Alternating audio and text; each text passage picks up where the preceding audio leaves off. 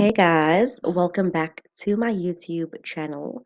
I am Janine Harry, a communication scientist by profession, here to give you communication tips and self awareness strategies through conversation. So, thank you so much for being here with me today. And today I'll be discussing something really important, and that is teamwork and how we can go about working effectively with each other. I think this is a really important conversation to have, so let's get right into it. So I'm going to be brutally honest with you guys and give you the truth about teamwork, okay? So the truth is that, yes, society has glorified teamwork for the longest time ever. Schools, colleges, and universities require teamwork, which allows certain group projects to be completed. Just last week, I came across a video on Instagram in which these podcasters were discussing the fact that teamwork is actually the driving force behind organizational success. And I was like, yes, I agree 100% with that statement. Teamwork is, of course, the driving force behind so many forms of success. But the truth is that we need to really stop glorifying teamwork so much because the thing is this. Teamwork is and has been getting a bad rep since forever, and I think that we are ignoring the fact that it's been getting a bad rep. Here's the thing, even though teamwork works, even though there is magic behind teamwork, the truth is that a lot of people, and when I say people, I mean scholars, students, and staff, they do not know how to work effectively within a team. They have not even begun to ask the question, what exactly is teamwork? How can we work effectively within teams? How can we create effective teamwork amongst staff, amongst students, etc.? So, yes, as much as we can glorify teamwork because we know that it works and we know that there are benefits behind it, we also need to focus on what goes wrong regarding teamwork. And this brings us to the discussion of the pros and cons regarding said teamwork. So let's first discuss the pros. So there are some awesome benefits to teamwork. The first benefit is that the work is shared amongst members and tasks becomes less daunting. And what this means is that when you are engaged in a group or a work project, and you are uncertain or uncomfortable with certain things, you are now in a perfect position to ask your team members for advice or assistance. You don't have to do anything alone. You don't have to feel like you are alone. You don't have to feel fearful because you know that you have a group of people behind you who needs to get the same things done as you do. So you sort of like have this support system and the support structure. Also, interpersonal skills are enriched.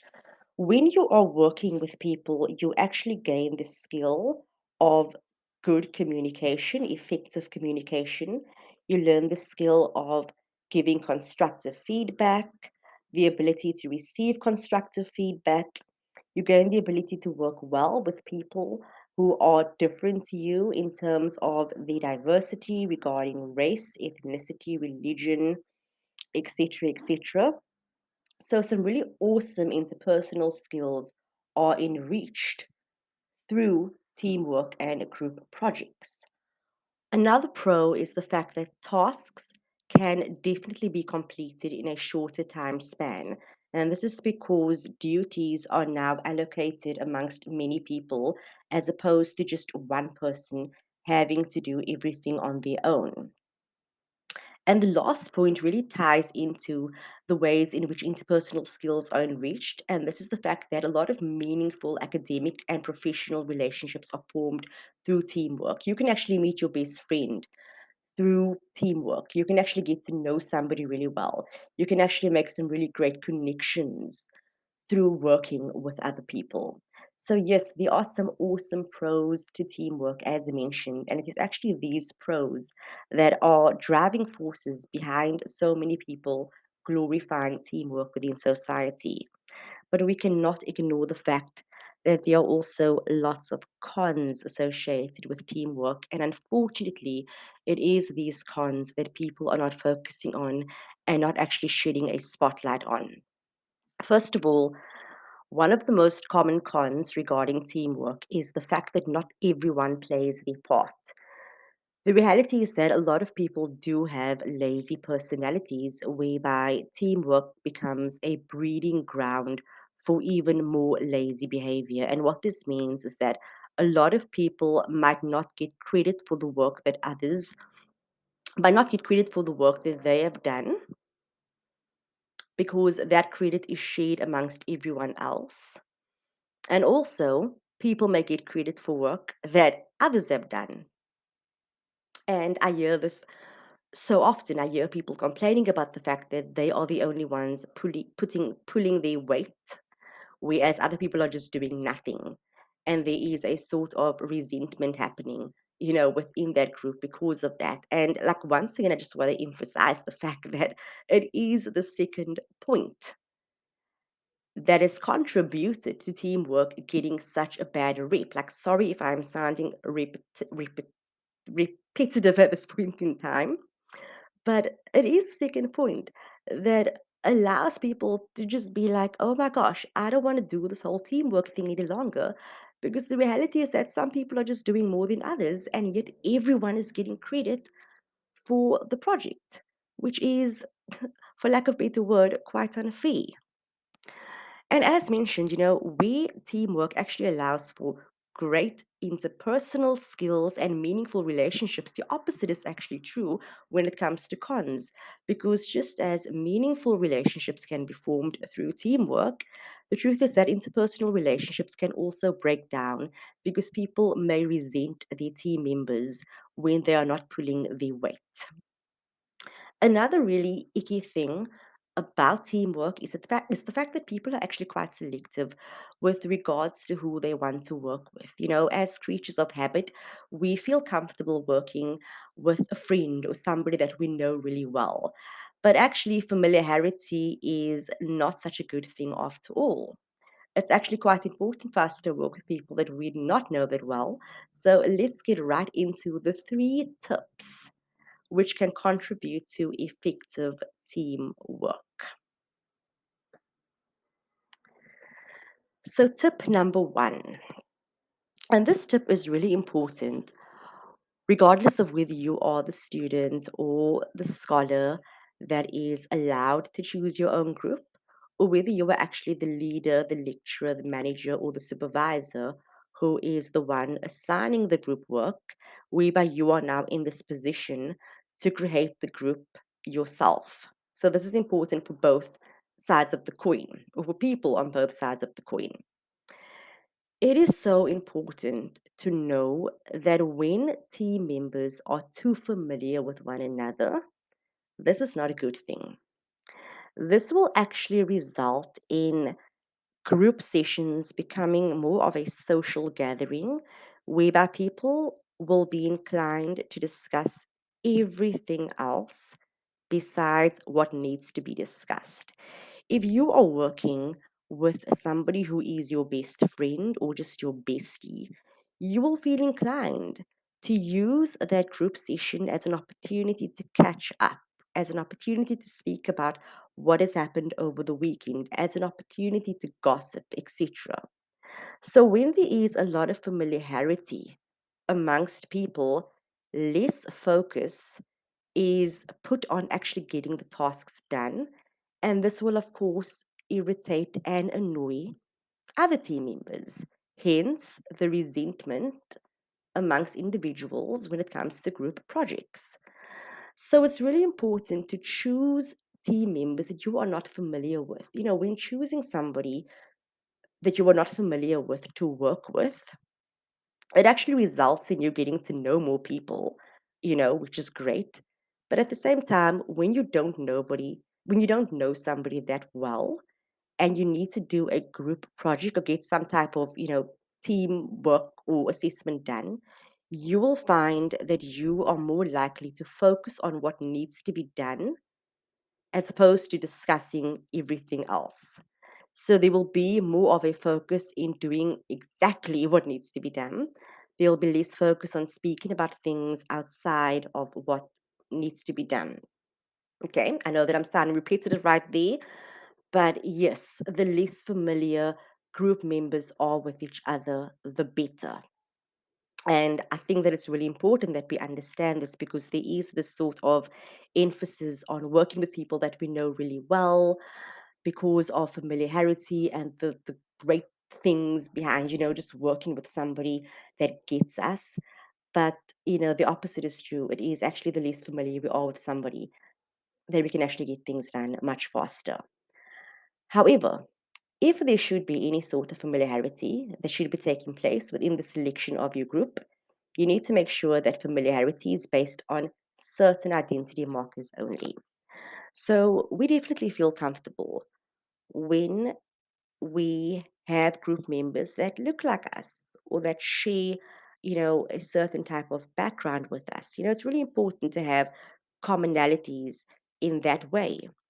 So what I mean by this is you should have equality in terms of gender, race, sexuality, and religion, etc. So instead of having one black person and five white people within a group, make sure that there is sort of like an equal blend of both white, black, colored, and Indian people. Okay, make sure that there's like two of each if need be. When you are focusing on gender, make sure that there is both an equal blend of males and females. You don't just want to have one female working with four other males. Make sure that there are like two males, two females, three females, etc. And as I said, we can even push this further by having an equal blend of people that share certain identity markers regarding religion as well as sexuality. Okay, so when it comes to familiarity, we want to steer clear of the whole friendship thing and make sure that if we want to focus on, as I said, familiarity, make sure that it's based on other more positive identity markers. Tip number two, this is such an important tip because this is the make or break of your team.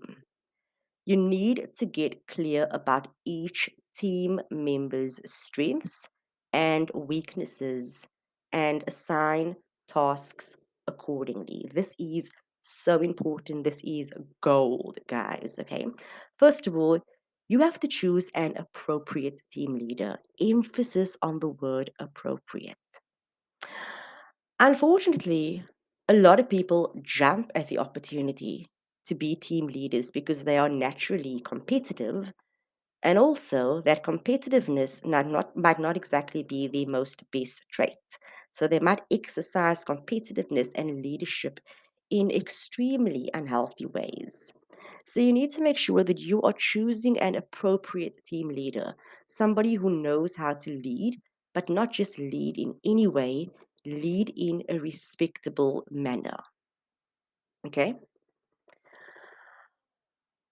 If you really want teamwork or team projects to be completed in the exact time frame that it needs to be completed, then you need to make sure that tasks are assigned to individuals in terms of their strengths and weaknesses. If somebody has a strength for video editing, that is what they should be focusing on, the video editing part of the group project. If somebody has a strength for writing and creating hard copy, that is what they should be doing. It's no use somebody is going to be doing something that they suck at because they're going to spend half of their time trying to figure out how to do something as opposed to actually getting the task done head on. So get clear about what your strengths and weaknesses are and then say something like, hey, this is my strength, and because this is my strength, I think I should be doing this. This is my weakness, and therefore I don't think I should be doing this. Okay?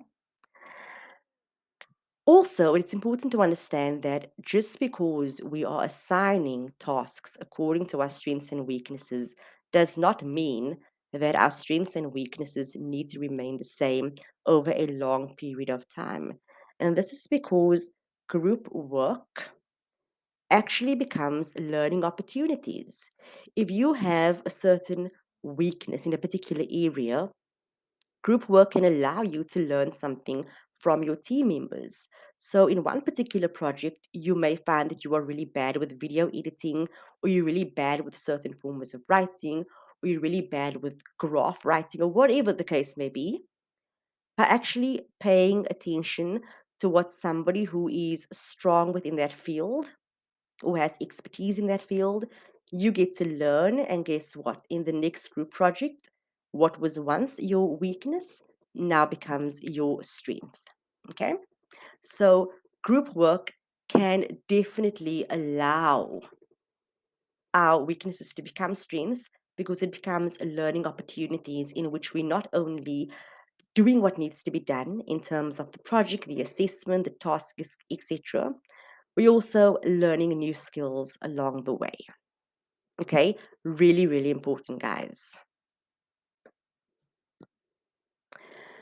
The next tip is the fact that scholars, academics, and staff need to be trained in interpersonal communication. Group work, which consists of group projects, allows for a context in which certain forms of communication is appropriate and other forms of communication is not. This means that we need to be skilled in communicating in ways that is appropriate for group work. Now, I mentioned this in another YouTube video. I stated that we need to be really mindful about what we say. We need to be mindful about the jokes we are making, the comments that we are making, etc., because we are living in a diverse society. And because we are living in a diverse society, workplaces and tertiary institutions obviously reflect the diversity within societies. So people are going to be different to you in terms of your race, your religion, and your ethnicity and sexuality, etc., etc. So you need to make sure that the language you use is inclusive and sensitive. Okay? As I said, what may be a joke to you might be highly inappropriate and insensitive to another person. You also want to pay attention to your non-verbal gestures because here's the thing, when you are working with other team members, you're working on a group project, you are going to be sitting closer in terms of proximity, you know, with your team members. You might be sitting in a smaller room, in a smaller meeting room, amongst, a little table, etc. So you need to be mindful about your nonverbal gestures. You need to ask yourself, am I dressing appropriately? Am I covering up where I need to cover up? Am I wearing things that are attracting attention to certain parts of my body? Or am I making a conscious effort to dress in ways that allows people to interact with me in a professional sense? Okay. We also need to be cautious about touching behavior. When we are working in close proximity with each other, it is so easy to touch somebody by mistake, to touch their shoulder, to touch the arm in a playful way. But touching behavior, even though it's done innocently, can be quite offensive to the next person because of our values and our morals and cultures, etc. We also need to make sure that a democratic leadership style and work ethic is practiced. And what this means is that, as I said, it's not only about one person doing everything and everyone else just taking the credit. A democratic leadership style should be maintained whereby everybody works together. Everybody contributes, everybody gives their opinion, everybody has their hands in the pot. Okay? It's about working together. It's about giving everyone a voice to say what they need to say. The second last bullet refers once again to choosing that effective and appropriate team leader. As I said, a lot of people jump at the opportunity to be team leaders because they love the idea of exercising leadership in an unhealthy way. When you decide to be a team leader or when you are choosing a team leader, make sure, as I said, that you are choosing somebody who can lead others in respectable and effective ways. And this means that when they are giving constructive criticism, they are saying it in a way that is sensitive. They're saying it in a way that doesn't allow somebody to feel insecure, but they're saying it in such a way that somebody feels empowered to make the necessary changes. Okay? Also, clear boundaries should be set with regards to what should and should not be discussed when it comes to group sessions. Get clear about what are the funny things or the playful things that we are willing to discuss and that we are okay with discussing, and what it is that we are not okay with discussing. And then finally, it is so important for leaders to check up on their teams or on their groups. Okay, a lot of times when you are, putting forth what needs to be done, you're putting forth the goals, you're putting forth the rules, everything that needs to be done, etc. Sometimes leaders, lecturers, supervisors might take a step back and, assume that everything is going well. But as a leader, you should definitely be checking up on your team. You should be making sure that they are working effectively with each other and that there is still a suitable level of comfortability amongst team members. And this means asking people, things such as, well, how has your experience been so far? Do you feel comfortable working in the group that you are currently working with? Or do you feel the need to move to another group? I think that leaders need to really be observant about what is happening, amongst their staff. Lecturers need to be observant about what's happening amongst their students. Pay attention to how people look. Pay attention to nonverbal gestures. Pay attention to whether people are actually comfortable working with those whom they are working with. Okay? So that is it for today's YouTube video. I think that we can really unpack this in so much more detail. I would love, like, if I could speak about teamwork and how to create effective teamwork, I could speak forever. Okay, but I'm gonna leave it at this for now. And I hope that this video was extremely helpful because I think, as I said, it is so important for us to discuss teamwork because, as much as we are glorifying teamwork, we cannot ignore the fact that there are many cons associated with teamwork. And I hope that this particular video has shed some sort of light in providing solutions to those cons. Now, as always, I will provide you with a quote of wisdom. And today's quote is a Swahili proverb and it says, a boat doesn't go forward if each one is rowing their own way. And this definitely places emphasis on the fact that it is so important for people to work together, emphasis on together, to reach those common goals within tertiary institutions or organizational settings. So, thank you so much for getting this far with me. And if you'd like to keep in touch, you can subscribe to my YouTube channel. You can follow me on Instagram at Infinia Communications. You can read my blog articles at janineharry90.wordpress.com. And if you'd like to know what resources I can offer you, then don't hesitate to email me at janineharry90 at gmail.com. Till next time, much love.